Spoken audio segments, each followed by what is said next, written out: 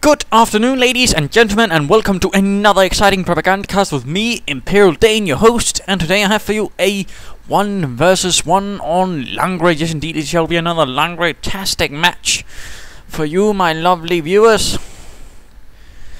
So, of course, some of you might already be aware of this rather interesting map, this rural map with some buildings, but it's not really going to be heavily urban, like, say, Stoic stuff or partially similar. No, it shall be rather open in nature in some degree, although there, of course, there will be bocage blocking off right here in the center spot right there by this victory point roundabout.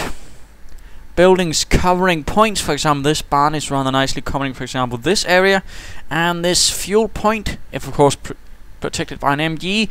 This, of course, can also be used with a heavy machine gun, but keep in mind this bocage can be used to sort of sneak past it, or at least rush past it, or just throw grenades over the hedges. This is a slightly more dominating, not so easily circumvented by bocage, but at the same time you can sneak past it right here in the further edges.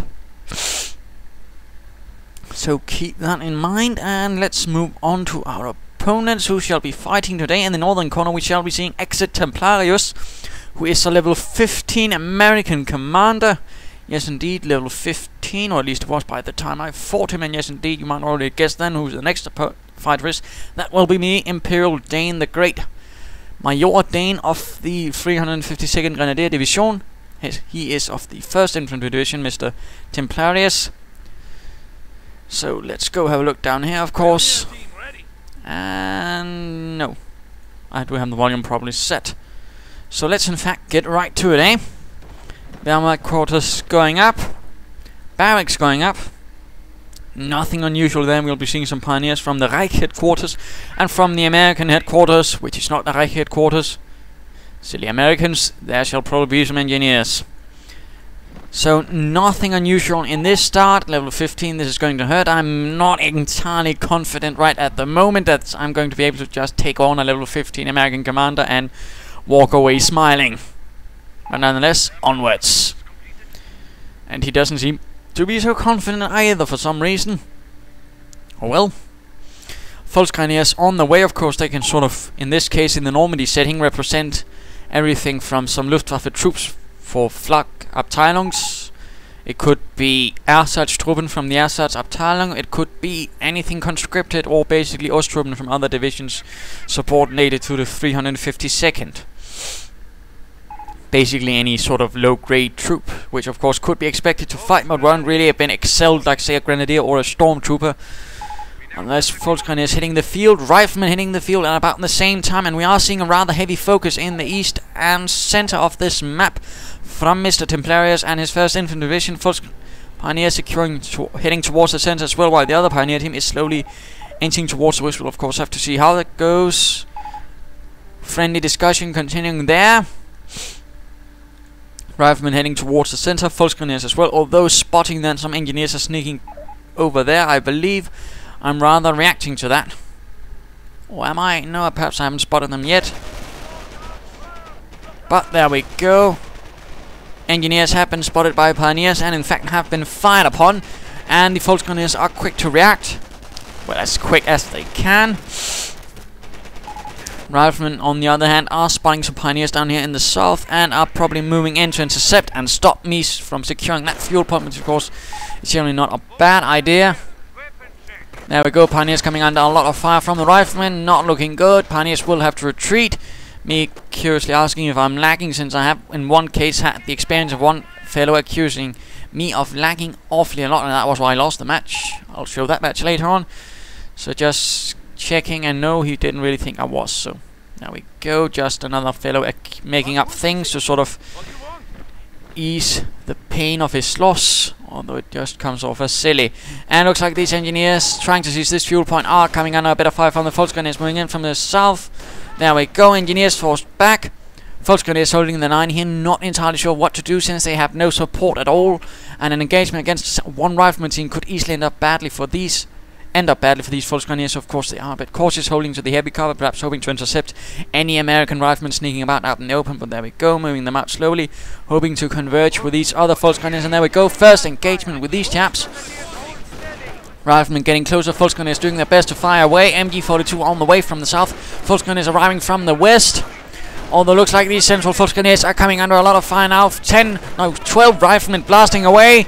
2 Volksgrenadiers are down. They will have to retreat, and engineers joining in as well. 3 Volksgrenadiers down. 1 rifleman down as the northwestern Volksgrenadier fire away. Further riflemen engaging. Engineers charging in as well. This shall not be a good fight for these Volksgrenadiers, and they will have to retreat. There we go. 1 still going down, but at least could have been worse if 1 did not retreat in time. Heavy machine gun standing up here, not wanting to inch any further, and perhaps hoping to catch any riflemen moving down towards the south. And there we go. All 10 are caught out in the open by the MG42. 2 riflemen down by a burst from the MG42. Jolly good show there. Another Volksgrenadier team on the way from the Wehrmacht quarters, and the others are getting reinforced and ready to move out to kick some Yankee ass. Pioneers securing this fuel point, while the other team of Pioneers are securing this for the fatherland. Better to get as much fuel, so at least I have some in case he goes for it again. And of course deny him the fuel as well, which is not a bad idea either. Looks like these engineers will come under fire, and they are equipped with flamethrowers of their own, so they can in fact respond with actual fire. But apparently they will not. 1 engineer down. Will they be able to render this point neutral? Yes indeed, but another engineer goes down, and the last one retreats, getting awfully quickly out of there. MG42 keeps coming this, but while the Volksgrenadier is securing this fuel munitions point. And looks like these Pioneers are once more getting engaged by riflemen. Once more forced to retreat. 1 Pioneer down. And apparently the other one does make it. Volksgrenadiers heading towards the center. MG42 covering the east. But now riflemen are moving in from the north. Volksgrenadiers will have to disengage from seizing points and take up some slightly more defensive position. Volksgrenadiers moving in from the south, stopping, taking this point. And MG42 setting up as well. No further reinforcements from the riflemen. No attempt from disengaging those chaps down there, and 1 rifleman team has already been sent scurrying away. Another team now facing off against 10 Volksgrenadiers. That is not going to be a good bit of fun for them. 2 men already down, no losses for the Volksgrenadiers, and now another 5 joining in. American riflemen are heavily outnumbered. Skirmish phase on the way. Volksgrenadiers continuing to advance, and there we go. Last rifleman team in the center forced to retreat, while at the same time we are seeing some riflemen moving in from the southeast. MG42 might want to consider setting up. Catch anyone there. In the meanwhile, Volksgrenadiers are setting up some defenses and taking this strategic cutoff point, which would deny the Americans all of these points and the population that would also give them. So that's of course a double hit. At the same time, we are seeing BARs being equipped for the riflemen. MG42 setting up to cover the southern approach, catching some riflemen. At the same time, we'll probably be seeing a large assault moving in from the north. 2 riflemen teams with BARs and a flamethrower equipped engineer team. These chaps are getting suppressed. Volksgrenadiers pulling back towards the sandbags which they have erected. Riflemen coming under a bit of fire. Engineers as well, but quickly getting out of there since they are a bit overwhelmed in terms of firepower. Flamethrowers engineers though getting a bit close. 2 down. Will the last one make it out of there? Apparently so. Riflemen coming under fire, rendering this point neutral, but now getting suppressed by the MG42. In the meanwhile, we're also seeing the riflemen down here in the south being stopped by the single Volksgrenadier team, since they were suppressed and of course are not able to fire away back as swiftly. At the same time, we are seeing a creek barracks going up and barbed wire going up in front of these sandbags, so the Americans can't use them. Unless of course they put in some effort to actually cut the wire first, which will still make it a bit to my advantage. Volksgrenadiers moving towards this central munitions point. And what is this? We are seeing a weapon support center up, and we are seeing a mortar team firing away. 4 kills in, well, probably 5 seconds. Another kill, in fact, my goodness. Jolly good show there, getting a mortar. That really caught me by surprise. You rarely see Americans going for a mortar team, and of course BAR equipped riflemen and a mortar is a nasty combination. Lots of aggressive firepower, and of course the mortar can also be used to cover his own territory and of course make it harder for me to seize his. So that was a rather nasty surprise. Half track on the way to give me some increased mobility and of course allowing me to reinforce my troops on the field, decreasing downtime, allowing me to keep up the pressure at the same time. There we go, BARs on the mortar, you are good. That's not being me being sarcastic, but at the same time I'm also pressing onwards at all sides. I'm not just sitting down and thinking, well, I have been, I'm back, and now I can just take a rest. No, I keep up the pressure, I take points wherever I can, however I can, and there we go. Smoke screen now being laid down, but apparently not right at the spot where it's needed. which is right there where his riflemen are coming. Perhaps a miscalculation or a misdrop. Smoke can be a bit inaccurate, but there we go. All forced to retreat. We'll of course see if he responds to this. Miscalculation. Mortar advancing. MG42 pulling back, since he will of course know that I have an MG42 there. Then the trick is move it away, so it's not such an easy target. That's generally a good avoidance tactic when you're dealing with any sort of artillery. And there we go. Volksgrenadiers though hit on the receiving end of the mortar rounds, and 2 more are lost, meaning 7 kills for this mortar team already. Heavy machine gun pulling back a bit further, not keen on being in the line of fire of the mortar. Engineers advancing, coming under fire from the half-track, and it's light machine guns. And now also from the MG42, engineers taking quite a bit of fire. Retreating riflemen moving in from the north. Pack getting ready. For some reason I just want to be ready in case some sort of greyhound appears. If not, I'm going to be in trouble, if I didn't have a pack. Mines being laid down here, always good. In fact, it's rather interesting that the American commander hasn't bothered laying down mines. Of course, he's been using all of his munitions on flamethrowers, which of course is not entirely bad, but at the same time, mines could have delayed my advances. And looks like the MG42 is cleared out by the mortar. My goodness, veterans, you won up 10 kills already in a few minutes. That mortar is really wreaking havoc on my lines. Mortar, half-track also receiving mortar fire. Volksgrenadiers desperately holding back some of these riflemen on the wrong side of the wooden fence. And we are seeing this MG42 quickly being recruited. Half-track moving forward, so open up on these riflemen. Volksgrenadiers retreating, MG42 ready once more to serve the fatherland. Pulling up to engage some riflemen, doing a bit of harassment there. Volksgrenadiers could consider moving forward, but then again that mortar is going to prove quite a threat to any infantry. But there we go. Volksgrenadiers advancing, escaping the fire of the mortar, but no, one is cut down by BAR fire. Riflemen in the east getting suppressed. Engineers with flamethrowers pushing onwards in the west against pioneers with flamethrowers, and a mine being laid down there. Always good to lay down mines, since it of course makes it harder for the opponent commander to advance, and of course forces him to take losses. There we go. Engineers pinned down and retreating. Flamethrower duel, the, well, more rare of a duel really. Hiccups. And looks like the pioneers are forced to retreat. Half-track once more advancing. Oh dear, awfully too close. It's time, I do believe, also to switch over to Templariuz, and I do believe it's actually time for the mid-game analysis. Sort of, yes indeed. It is a short match, but then again, I thought it was rather interesting, rather action-filled and intense, as you might have noticed. Not really much of quiet moments. And of course, aggression on all sides, which of course is something I'd like again to point out. So of course, what is the situation currently? Currently, I'm sort of holding the advantage of assaults, keeping up the pressure. I'm holding most of the map, although I am taking heavy losses. His mortar is doing a pretty good job, so are his riflemen to a degree, and now he has sticky bombs which are being thrown at my half-track, which of course is going to make that a lot less safe to use. At the same, and we are seeing a supply yard upgrade #1 on the way, I believe, or was it not properly built? I can't see. But either way, he really needs to push forwards. Then again, he is doing so on all fronts, which is good. And of course, I'm doing at the same thing though. Perhaps some more artillery, perhaps a sniper, perhaps a heavy machine gun, or perhaps some vehicles could actually be of help to him. So far, no doctrinal choices, but he would benefit certainly from being able to punch through as someone, inflicting me some severe casualties. But I have been rather good and perhaps also slightly fortunate in avoiding that. Otherwise, of course, the pressure on the rest of the forces would be even more increased, as those riflemen with BARs would continue attacking, and so would the flamethrower engineers.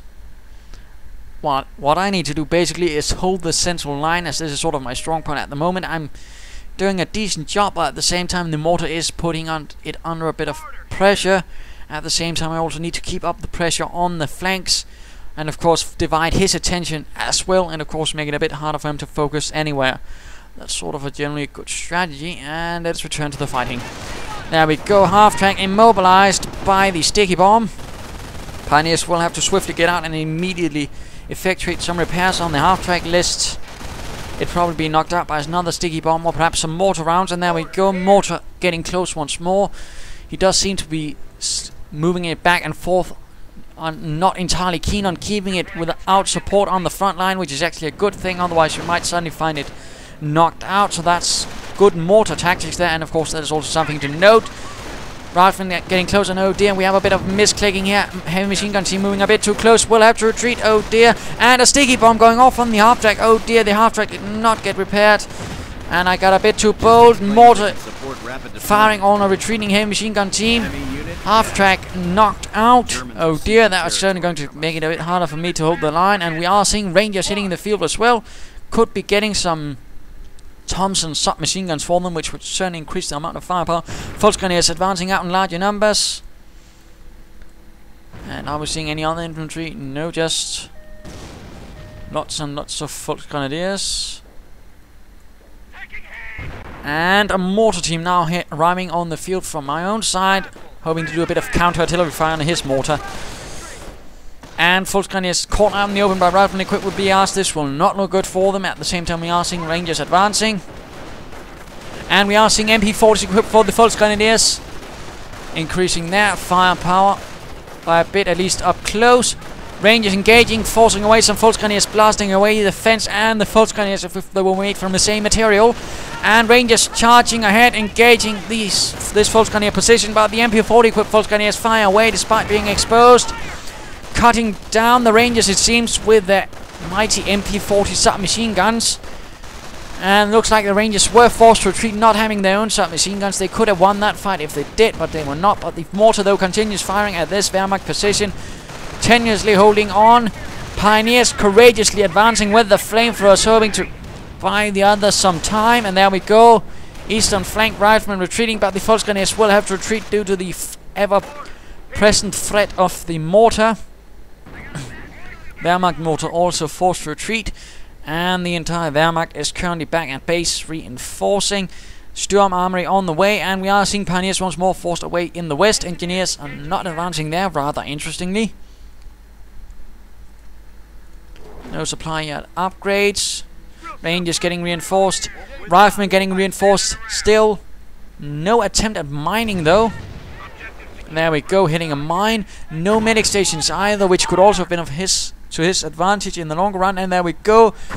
One weak moment with his mortar team, which allow me to counter-mortar it, much to my delight. At the same time, we are seeing the engineers now doing a bit of work in the west. Still, though, a lack of mines on his side, which could really have helped him.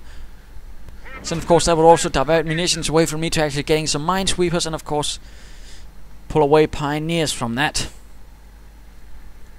Grenadiers now also hitting the field for the 352nd, the 1st Infantry Divisions, looking a bit better now with the half-track out. Riflemen advancing, Volksgrenadiers and Pioneers moving in, flamethrowers at the front, and looks like these riflemen are awfully exposed. In fact, one down to fire, and the rest are getting out there as well. One rifleman team still holding the line, blasting away, getting scorched, but apparently no damage done at all. Leaving behind only one Volksgrenadier team, which does manage to force them back behind the cover of the old wrecked half-track. At the same time, we are seeing another assault force moving in. Still no submachine guns for the Rangers, though, and Grenadiers flying in their grenades right into this clump of forces, killing a few. And Grenadiers seemingly holding the line. Riflemen are forced to retreat, but now the Rangers, though, might have to drop a mortar round that lands among everything from the German mortar, I do believe, killing one Ranger. And the MG42 now opens up on the Ranger, forcing them into a full retreat. American mortar, though, still looms dangerously over the German lines. And we are seeing some Volksgrenadiers now with MP40s, that would be the assault troop, I suppose, advancing in the west, securing whatever they can for the glory of the fatherland. And this mortar might soon, I suppose, come under counter-mortar fire, if I'm a bit unfortunate. There we go, advancing, and of course still mortaring the same spot where I last saw it, so of course he might be able to get the advantage. And yes, indeed, hammering these away. But sadly not the mortar team, and there we go. German mortar coming under fire. Already down to half health, they will have to retreat, and we are seeing a Goliath hitting the field, moving in, hoping to catch this mortar team, but no. The American mortar team spots this trundling piece of mobile demolition, which of course was rather what it was intended for, but apparently was also used against infantry. And Volksgrenadiers forced to retreat due to the presence of flamethrower engineers and BR equipped riflemen, and we are seeing the Rangers still not without submachine guns, though. But with American riflemen with BARs and flamethrower engineers advancing on these Volksgrenadiers, blowing one to bits with the power of the bazooka. And we are seeing some Grenadiers and Pioneers holding out in the east. Nebelwerfer on the way, which will provide some artillery fire. And firing up the Rangers. Howitz of Nebelwerfer firing probably right there towards the engineers in the west perhaps. And Rangers forced to retreat once more due to the presence of the MG42 Grenadiers and Pioneers. And now the engineers are forced here in the east to retreat. No, the west. To retreat due to the presence of the Nebelwerfer and of course its explosive munitions. Securing this point once more. And laying down some mines here as well. All good and nice. And we are seeing a motor pool now coming up from exit Templariuz. And there we go. Finally getting those submachine guns for the Rangers, despite having a lot of munitions for it. And I really can't help but feel he could have probably been doing a lot better, or at least somewhat better, if he used his munitions a bit more aggressively. And what is this? From engaging these Volksgrenadiers with MP40s and grenades flying at the Volksgrenadiers. Oh dear, 3 down, but still the last 2 survive, but retreat. Pioneers forced to retreat, and we are seeing a large American assault force, mortar, Rangers, riflemen. And we are seeing a Sonderkraft 234, the Puma moving in with its autocannon opening up. Bazookas opening up, hitting the frontal bit of armor on the Puma, forcing it slightly back. Grenadiers and Volksgrenadiers are moving in. MG42 staying back with a bit of sandbags now to protect its front flank as well. Mortar rounds landing on the Volksgrenadiers. Grenades flying at this huge blob of American troops, killing 4, I believe, no 3. Pioneer Grenadier also went down, and 2 shots. Direct hits from the bazookas on the Puma. Puma will have to get out. The riflemen moving in as well. Could get a sticky bomb off. And the Rangers fire up. And the Puma tear apart these Rangers. My goodness. And the shot misses. It hits the ground instead. And yeah, Templariuz seems a bit surprised at that. And I suppose I can only spawn lucky me. Yes, indeed, I do. And there we go. Spotting the mortar team is in fact vulnerable to an assault. The Pioneers move in, charge in, but will they make it out of there? No. Still, I managed to finally clear out that mortar, and not in the way I had imagined. But still, when you see an opportunity like that, take it. Now the Nebelwerfer once more opens up, hoping to hit something, and riflemen continue in the east, perhaps hoping to get off a good shot on this armored car with a sticky bomb, which of course could be the end of it. But no, they come under fire from the MG42 and the Puma, taking heavy losses in the process. And artillery being called in on the central German position. And the MG42 team barely makes it. Flamethrowers moving in, hoping to repeat the process on my mortar. But no, they are being stopped by Grenadiers, and the mortar team makes it out there just in time. At the same time, you're also seeing an anti-tank gun maneuvering out. Could prove to be a threat to my Puma, if of course the Puma gets close. Currently though, it's in dire need of repairs. Need something? We're ready to move in, just give the order. We are seeing a triage center up as well, supply yard upgrade number 1, and let's return a bit to me. Having gone blitzkrieg and have access to inspired assault and propaganda war. Grenadiers caught out in the open, getting some medpack goodness because they were actually awfully wounded. Rangers charging in, submachine guns blazing. Firing up, in fact, that seems a bit excessive. Grenades flying, doing absolutely nothing. Grenadiers are forced back. Puma charging in. Grenades flying at the Volksgrenadiers, but it does nothing except blow away some bits from the wrecked half-track. And Rangers taking heavy losses. Riflemen though moving in. Might they throw a grenade? They probably have the munitions for it. No, not a lot of grenades being used either. That's interesting.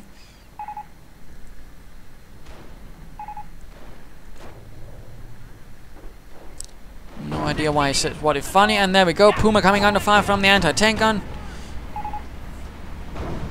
And yes, sometimes things just don't work out for you, but then again, it was sort of a vulnerable mortar, and of course went for it. Still, I've had something similar explained, happened to me in other manners, of course. I mean, I've had, for example, an assault grenade. Assault not really working out despite it being a nice blob of British troops, and instead they just did terrible damage still. So of course things happen sometimes, they don't just work out, and that's of course what happens sometimes when your opponent sees a risk. Of course when you take a risk and it just doesn't work out for you. That is of course the thing with risks. False Grenadiers getting torn apart by riflemen equipped with BARs, and we are seeing a medic bunker finding out for me. Still no medic station for the Americans. Riflemen and Rangers charging through the center. Puma standing ready. And we are seeing propaganda war being used, and apparently GG for the Americans. And we also seeing a Stoic arriving on the field, so there we go. Game over. I actually managed to overcome the forces of Templariuz and the 1st Infantry Division, and in the process gain level 13. So that was a bit of a hurrah for me. So what can we learn from this? Well, of course, aggression was rather one of the things here. Both sides didn't just let up at either time. They kept going at all sides of the map. In fact, kept hoping to take territory there, and of course not hitting any mines. Of course, difference was I used mines, he didn't, and clearly I benefited from it. He didn't. In fact, he had a lot of munitions he could have used a lot better. For example, why didn't he get Thompson submachine guns for his Rangers? That could also have been quite a benefit. In particular, since he used them in a rather aggressive manner repeatedly, and probably often could have done a lot more with them if they had been upgraded with the submachine guns. Sadly, he did not use it.